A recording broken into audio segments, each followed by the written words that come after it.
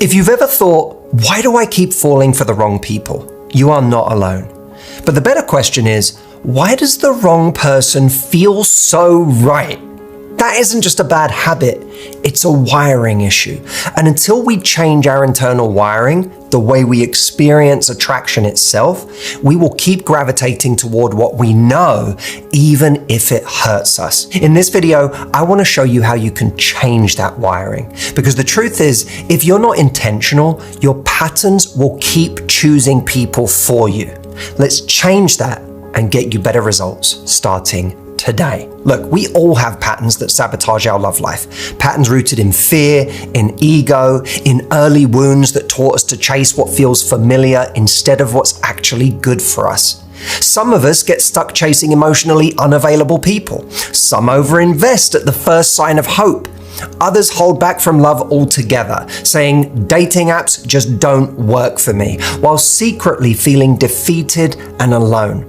These patterns do not define you, but they do determine the outcome you get until you learn to interrupt them. That is what this video is about. Not platitudes, not tactics, but 5 steps you can take that will rewire your attraction so that you stop chasing what hurts you and costs you your peace and start choosing what is actually going to bring you happiness. And if you like my videos, please don't forget to subscribe to this channel so that you do not miss the next one when it arrives, and share this video with anyone you feel could benefit. Okay, step 1 to changing our wiring when it comes to attraction is we have to make change necessary. Change doesn't begin with belief, it begins with necessity. The moment we finally look at ourselves and say, this isn't just hurting, it's costing me everything I want. Wasted time, missed chances, the hope of a family, the peace of mind that we thought we were building toward. In my book, Love Life, I talk about the example of microdosing in love, which can mean staying in touch with someone who isn't really available, hooking up with an ex, or holding on to someone who gives you just enough to keep you hooked. If you're doing any of these things, it's time to get honest. What is the real cost of staying here? I mean, at least when we get our heart broken, the pain passes eventually. But microdosing is like an old vinyl record with a scratch where the needle keeps skipping. Heartache on loop. Every message, every hookup, every just checking in keeps their psychological imprint alive. It's never enough to satisfy, but just enough to stop us from moving on. And most dangerously of all, it can run out the clock on our opportunity to find someone who actually wants to be with us fully. Making change necessary is about being radically honest with yourself and asking, am I willing to pay for this short-term comfort with my hopes and dreams? Or am I finally ready to choose differently? Step 2, choose what's most important. Once you say no more, the next step is deciding what actually matters. Not what your ego wants, not what impresses your friends, not the checklist of traits you thought you needed. Because a lot of what we think we want in love is just noise. Your ego says, I want someone who proves I'm desirable, successful, good enough. But our long-term happiness wants someone we can fully be ourselves with. The problem is, we often choose partners like we're casting a movie. Impressive on paper, exciting to talk about, but completely wrong for the role of actual partner in real life. I've seen people cling to charm, status, or attraction, even when the relationship makes them feel anxious, small, or not good enough. Because deep down, they are trying to win, to prove that they are worthy of someone who makes them feel unworthy. But love isn't something you prove. It's something you feel safe in. So instead of asking, what do I want in a person? Ask, what do I need to feel at peace in a relationship? Maybe it's emotional consistency, kindness, shared values, patience, someone who follows through, makes you laugh, makes you feel seen about how obsessive you are about the quantity of milk that is acceptable in your tea. And someone who is ready, because let's not forget, the right person isn't just right, they are ready. And if they're not ready, they cannot be right. So look back. What was missing the last time you were deeply unhappy in love? What did you need but never got? The answer will show you exactly what should matter to you the most this time around. If this is speaking to you, if you're done falling into the same patterns, attracting the same unavailable people, or overthinking every step, then don't miss my free live event that I am hosting on May the 20th. It's called Dating Made Simple, the no-nonsense approach to finding love in 2025 without settling for less. In this event, I'm going to go through the number one mistake people make early on that keeps them stuck in casual situationships, how to spot time wasters before you get emotionally invested, how to keep someone's attention without playing games or compromising on what you need, what to text after a great first date to build momentum without second guessing yourself, and how to keep the right ones engaged and excited about you. You'll walk away with a clear, actionable plan to take back control of your love life and build the relationship you actually deserve. Just go to lovelifetraining.com or click the link in the description below to save your spot. It's free, and I needed to tell you about this before I kept going. Step number 3, follow your path, not your feelings. Once you've chosen a new path, you have to walk it. And this is where most people fall off, because following your feelings in the moment is easy, but following your values, that takes discipline.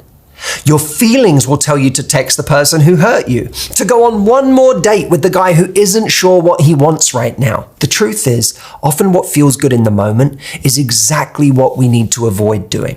Start asking yourself, will this feel good later? In 12-step groups, there's a saying, play the tape forward. In your love life, playing the tape forward looks like this. You're about to text someone you shouldn't. Play the tape forward. Now I'm in a conversation with them and they're starting to make me laugh again and they're charming and they're drawing me back in. Play the tape forward. Now I'm in their bed. Play the tape forward. Now it's 3 weeks later and I'm back in a situationship with this person that isn't going anywhere, feeling bad about myself. My confidence is being eroded. And when I finally have to break it off again, I have fresh heartbreak that I have to get over all over again.